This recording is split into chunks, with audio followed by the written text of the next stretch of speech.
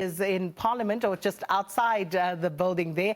And Abra, it's back to you. Of course, we've also just had a discussion about the basic income grant. That, of course, also a bit of expectation lingering with regard to what will be said, given that the social relief of distress grant will come to an end early next year. But it's over to you and your guest in terms of what you would like to highlight for us.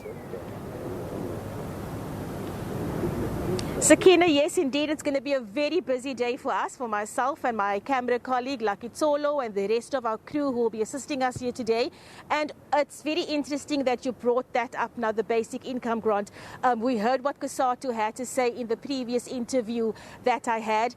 To give us another angle on the analysis, with me I have Johan Els of Old Mutual, who will help us break down exactly what the expectations are for today. Johan, thank you for speaking to us today. Welcome.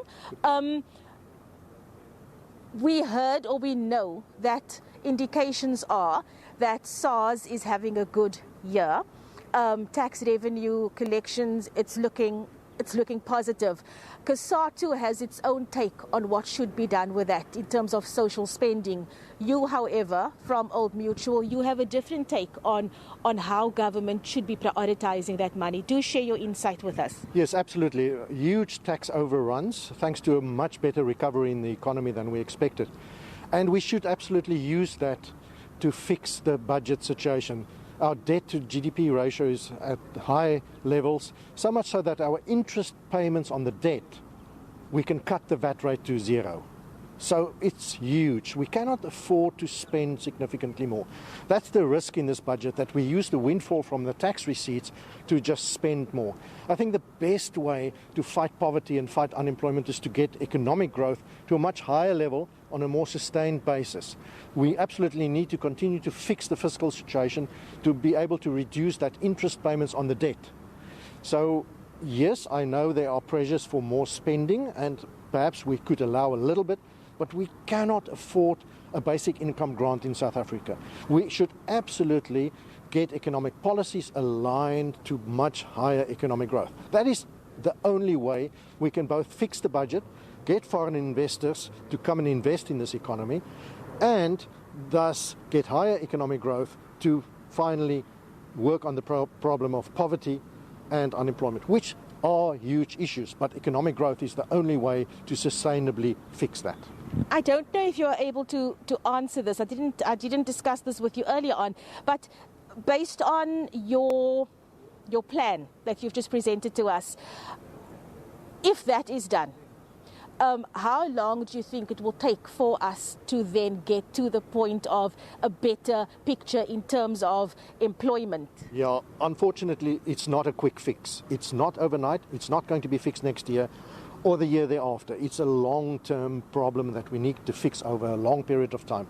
But it's still the best way.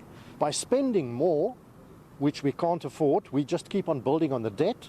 We keep on reducing our debt rating, so foreign investors won't be willing to invest here, and that debt, interest payment on the debt just keeps on building. That's money we could have used for other things. So it crowds out other spending.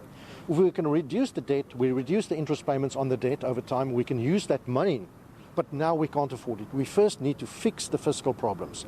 And that's why I'm worried that we use this tax windfall and just start spending. It's unfortunately a problem that we need to fix over a long period of time, but we need to start now. Paying back debt is not a nice thing, Johan. No, it's not. But interest payments crowd us out. So we, on a personal level as well, if we pay too much on our credit cards or overdrafts, you cannot spend on other things that you ideally want. So it's a painful process.